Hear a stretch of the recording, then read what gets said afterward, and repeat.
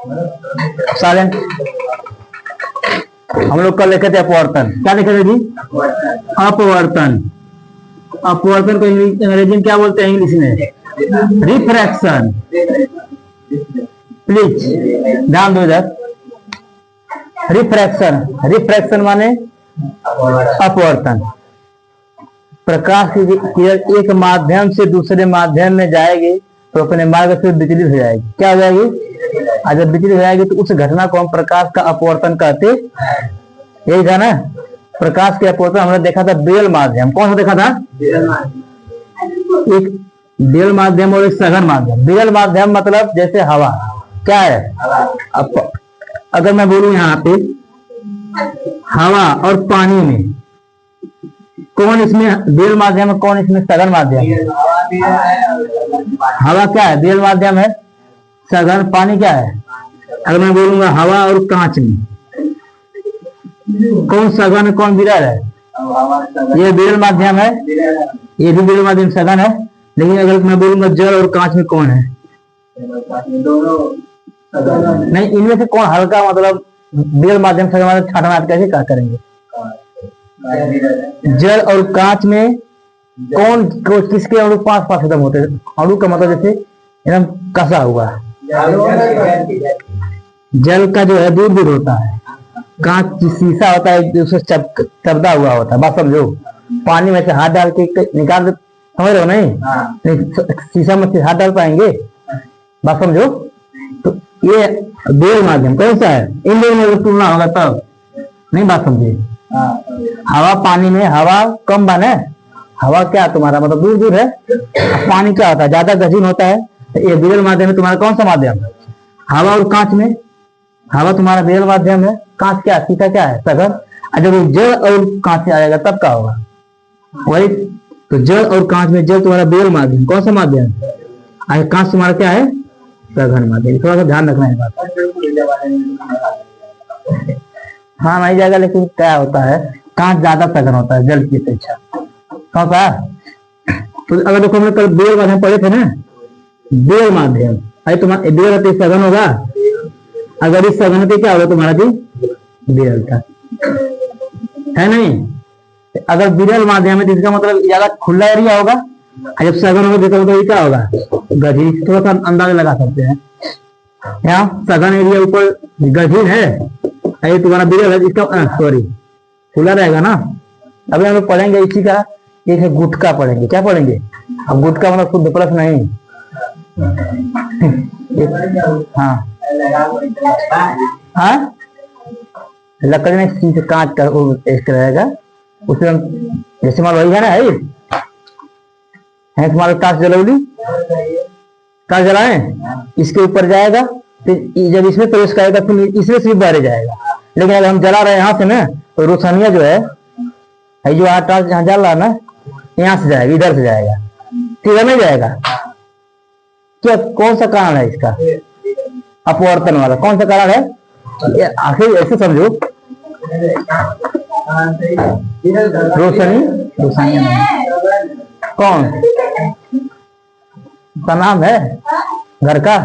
चलो गुड।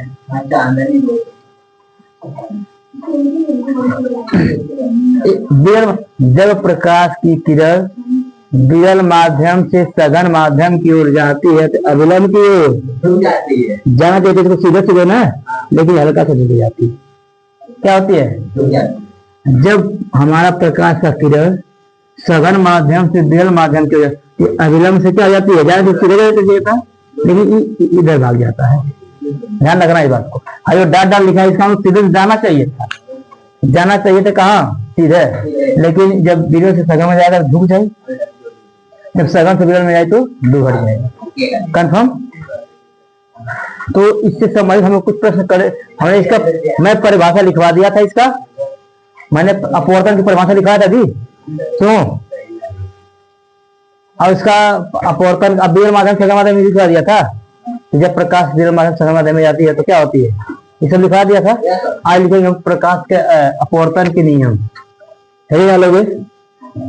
प्रकाश के अपवर्तन के नियम।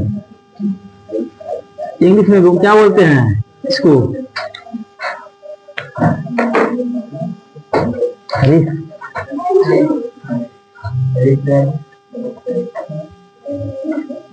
Refraction of light.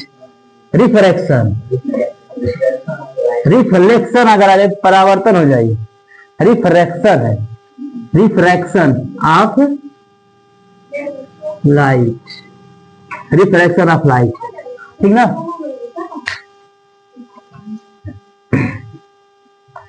इसमें देखो दो नियम है, तीन नियम है, दो नियम है प्रकाश के।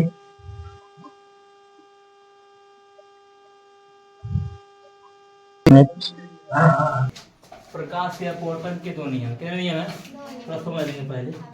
ये डायग्राम है, क्या है डायग्राम। मैं आगे लिखवाया हूँ ना, ये कौन सा माध्यम है? विरल माध्यम है।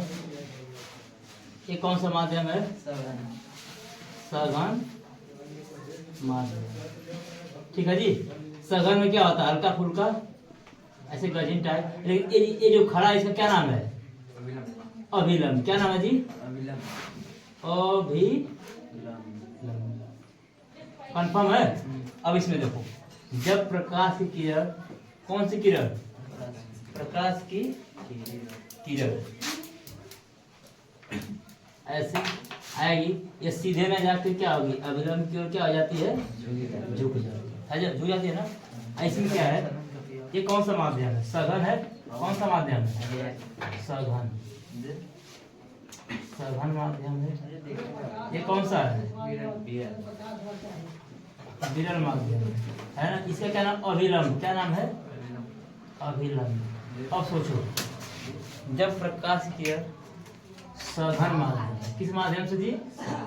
मैं इतना बार तुमको बोल चुका हूँ कि तुम उनके जमाने का अपवर्तन परावर्तन याद चाहिए, नहीं याद चाहिए। हाँ। इधर इधर नहीं जाएगा, इधर जाएगा ना। देखो इससे ज्यादा सीधा, लेकिन क्या हो गया? टेढ़ा हो गया।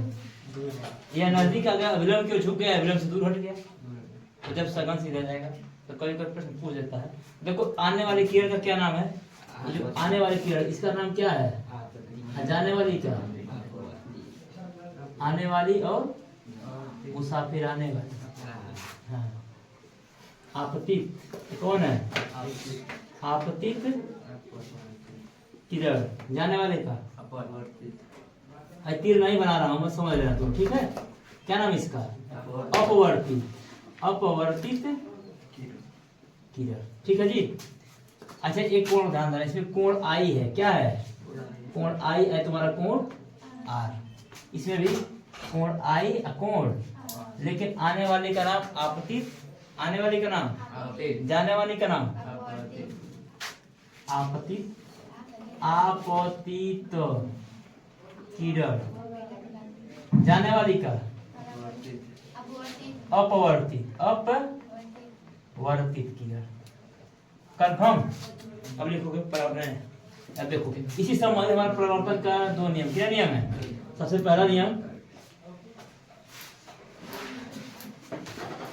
सबसे पहला जो नियम आता है, देखो बच्चों, साइन आई बटे साइन, डायरेक्ट शॉर्टकट, साइन आई बटे साइन आर बराबर नियतांक।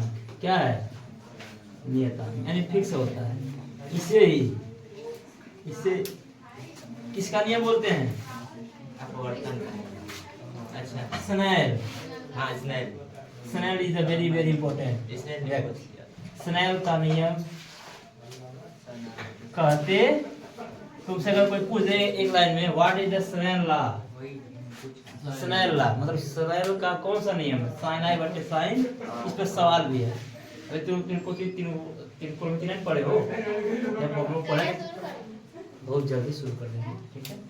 साइन आई बटे साइन का क्या होता है? नियम पहला नियम कौन सा? बुलाएगा? कौन दिए थे? स्नेल बाबू कौन दिए थे? स्नेल दे दिया ना, तब से हमें बेटा देता। दूसरा का क्या है? देखो दूसरा का क्या रहा है? आने वाली का नाम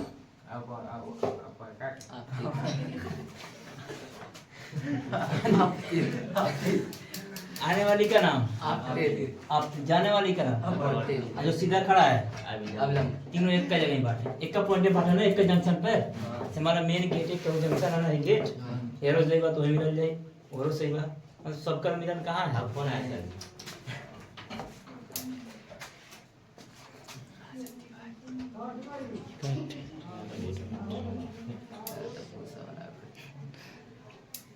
हाँ ना जी चलो कट गया जी फोन कट गया एक कंफर्म है कोई दिक्कत चलो देखो आपतित किरण कौन सी किरण है आपतित किरण कौन सी किरण जी आपतित और कौन सी जाने वाली का अपवर्तित शब्द को ध्यान में गौर करो एग्जामिनर बहुत ध्यान से चेक करेंगे तुम लिख क्या रहे हो अपवर्तित बच्चे जानते हो क्या लिखते अपने आप अपवर्तित के जगह परावर्तित लिख देंगे तुरंत क्या कर देगा एग्जामिनर अपवर्तित किरण तथा तथा कौन अभिलंब तथा अभिलंब अभिलंब तीनों एक ही जंक्शन कहाँ रहते हैं तीनों एक ही तल पर तल में स्थित होते हैं तल पर या तल में स्थित होते तल पर स्थित होते बस ये दो नियम है अपवर्तन का एक बार समझ लो ध्यान से क्या लिखा गया है प्रकाश के अपवर्तन के नियम कितने नियम है साइन आई बटे साइन आर बराबर नियतांक देने वाले व्यक्ति का नाम स्नेल स्नेल का नियम इसे कहते हैं इसे स्नेल का नियम भी कहते हैं 2 नंबर में स्नेल का नियम क्या है तो साइन आई बटे साइन आर बराबर नियतांक लिख लो नंबर ले लो कोई दिक्कत नहीं जानोगे तो फिर मूलों का ऊपर को लिखते ही है विज्ञान में आपतित किरण आपतित माने आने वाली अपवर्तित माने जाने वाली अर्थात अभिलंब तीनों एक ही तल पर स्थित होते कोई दिक्कत दोनों याद हो जाएगा क्या नोट करोगे तो कांच की स्लैब कोष्ठक में गुटका द्वारा अपवर्तन देखो बच्चों कांच की स्लैब गुटका द्वारा अच्छा समझो इसका तुम डायग्राम ही बना दोगे अगर हेडिंग आ गया डायग्राम क्या बना देना है जैसे मान के चलो ये कोई कांच का शीशा है कांच का शीशा है कांच तो वही शीशा ही होता है प्लीज ध्यान दो ये शीशा ना ध्यान दो यही है ये एरिया सघन है कैसा है बाकी ये ऊपर वाला एरिया कैसा है बेरल माध्यम ये वाला एरिया कौन सा है जी सघन शीशा है पूरा ही आई फिर बाहरी कौन सा एरिया बस यही प्रकाश हमें पहुंचा रखे बोतल बा दिख रहा है अगर मैं टॉर्च की रोशनी इस पे जलाऊंगा तो हाई जो हाई एरिया बाबा ये विरल बना है यानी जब पनिया में जाएगा तो कौन में आ जाए सघन में और फिर जब बारहवां निकलेगा तो फिर विरल में आ जाए क्या स्टेप होता 3 स्टेप होता ना होता अरे 2 स्टेप यहाँ गया सघन में फिर बाहर आ गया है नहीं है ये हमें कांच के स्लैब द्वारा अपवर्तन बहुत बार पूछा जाता है लेकिन ध्यान रखना है जब भी हम टॉर्च चलाएंगे इस पर सीधे नहीं जाएगा हल्का सा टेढ़ा दिखाई देगा क्योंकि हम लोग अपवर्तन पढ़ना है क्या पढ़ना है अपवर्तन का मेन गुण है कि क्या करता है तो पढ़े विरल सघन तो चलो ध्यान दो जब प्रकाश के विरल माध्यम से प्रवेश कर रहे किसमें प्रवेश कर रही है कांच के शीशे में ठीक है सघन में प्रवेश कर रहे विरल माध्यम से सघन इसको अगर अपने मर्जी से डायग्राम अभिलंब अभिलंब कौन सी चीज आई ये बताओ जब विरल से सघन में जा रही क्या होगा झुकेगा ना किसकी तरफ अभिलंब तो देखो ये उधर डायरेक्ट ना जाके ऐसे हल्का सा ऐसे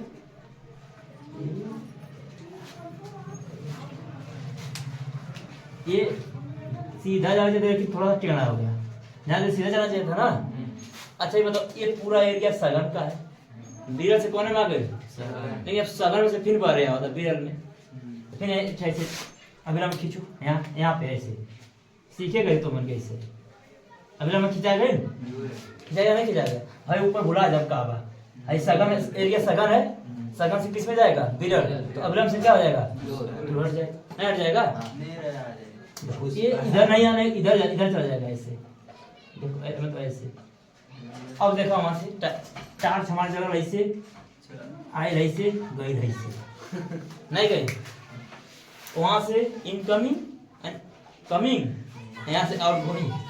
क्या हो रहा है? खत्म हो गए। जब प्रकाश की बेयर माध्यम से सघन माध्यम में प्रवेश करेगी कांच में, तो अविलंब की ओर झुक जाएगी, और फिर जब सघन से विलंब में प्रवेश करेगी तो अविलंब से क्या हो जाएगी? दूर हट जाएगी। एक कांच के स्लैब द्वारा पवर्तन है। कौन सा पवर्तन है? देखिए अगर ध्यान से देखो, अगर ये रोशनी आ रही है, देखो टॉर्च डायरेक्ट अगर सीधा सीधे क्या आती ऐसे,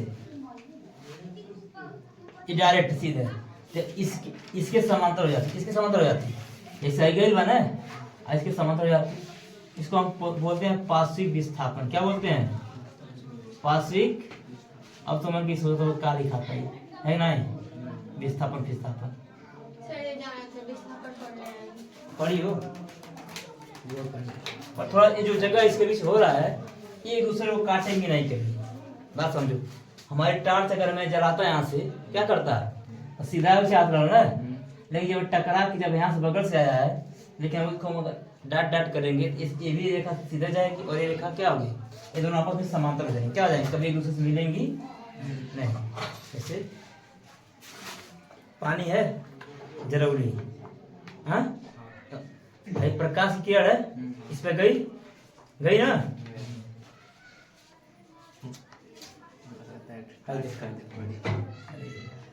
है ना, गड़बड़ा जाता है। थोड़ा सा यहाँ से देखो, प्रकाश गई तो अविलंब की ओर क्या होगी? झुकेगी, फिर होके क्या होगा? दूर हट जाएगी। फिर मतलब ऐसे हल्का फुल्का होगा टेढ़ा, लेकिन ये जाना चाहिए, सीधा जाना चाहिए। क्या होना चाहिए? तो मैं यहाँ बताया हूँ, देखो डायग्राम यहाँ सब सही जाएगा। ये कौन सा माध्यम है? विरल हवा है, हवा का एरिया है, यही सघन है, कांच का एरिया यही ना हवा। जब हवा से सघन में जाएगा तो अविलंब की ओर झुक जाएगा, जब सघन से विरल में जाएगा तो अविलंब से ये स्लैब द्वारा कांच का स्लैब द्वारा परिवर्तन। कांच मतलब शीशा। कंफर्म है? तो इसको लिखवा दो मैं कुछ, लिखो तुम तो बना ले खुद ले। डायग्राम हो पर डायग्राम कांच का एक आयताकार कांच शीशा लेते हैं, लिखोगे एक आयताकार कांच शीशा बोलते हैं। कांच को ही शीशा कहते हैं, ठीक है, जिसका नाम ABCD है। जिसका नाम ABCD रख दो, ABCD, जिसका नाम ABCD है, ठीक है। कांच पर जब प्रकाश की किरण पड़ती है, कांच पर जब प्रकाश की किरणें पड़ती हैं तो अविलंब की ओर झुक जाती हैं। तो अविलंब की ओर क्या हो जाती हैं जी? अविलंब की, एकदम अपने भाषा में, सरल भाषा है, बाकी ठीक है। अविलंब की ओर झुक जाती हैं तथा पुनः जब प्रकाश की किरणें कांच में से बाहर जाती हैं तथा जब प्रकाश की किरणें कांच में से बाहर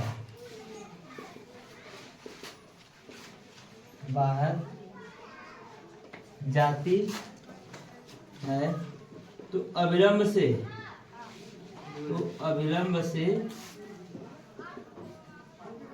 दूर हट जाती है, ठीक है। एक बार मैं पुनः बोल रहा हूँ क्या लिखा हूँ। एक आयताकार कांच का शीशा, कांच मतलब शीशा देखते हैं, जिसका नाम ABCD है। क्या नाम है? ABCD।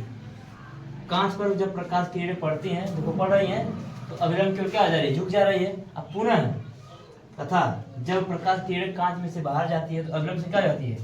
दूर हट जाती है। इस प्रकार कांच के स्लैब द्वारा प्रकाश का अपवर्तन होता है। इस प्रकार कांच के इस प्रकार कांच के स्लैब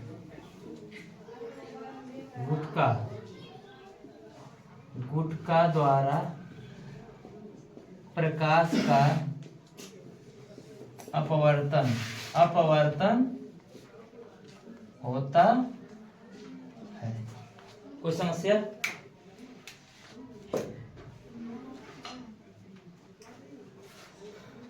अच्छा, इसका नाम भी नोट कर लोगे। आने वाली किरण का क्या नाम होगा जी? आपतित। आप जाने वाली का गलत। यहाँ पे ये कई स्टेप रहा था, यहाँ 3 स्टेप हो रहा है। कितना हो रहा है? ये बाहर निकल, इसका नाम निर्गत हो जाएगा। निर्गत किरण। निर्गत किरण कौन सा किरण है? निर्गत माने निकल जा रही है। निर्गत माने जिससे 2 ही स्टेप रहता है। आपतित आपतित और अपवर्तित होता ना। यहाँ देखो, यहाँ से आपतित आई, यहाँ से टकराई, फिर क्या हो गई? इसका नाम निर्गत किरण। कौन सा किरण हो जाएगा? नाम नोट कर लो इसको, इतना याद रखना पड़ेगा। ऐसे आगे कांच के स्लैब का पढ़ते तो ऐसे डायग्राम बना के, डायग्राम वेरी वेरी इंपॉर्टेंट इसमें। बाकी तुम बना के लिख सकते हो अपने हिसाब से इसको। लोग कई किताब में कई तरह दिया है, तुम लोग जितना प्रश्न पूछेगा उतना हिसाब से जवाब देना। बस बात समझ में आनी चाहिए। समझ पा रहे हो? डायग्राम से जब बस आया, देखो टेढ़ा जा रहा है, नोट करो इसको ऐसे।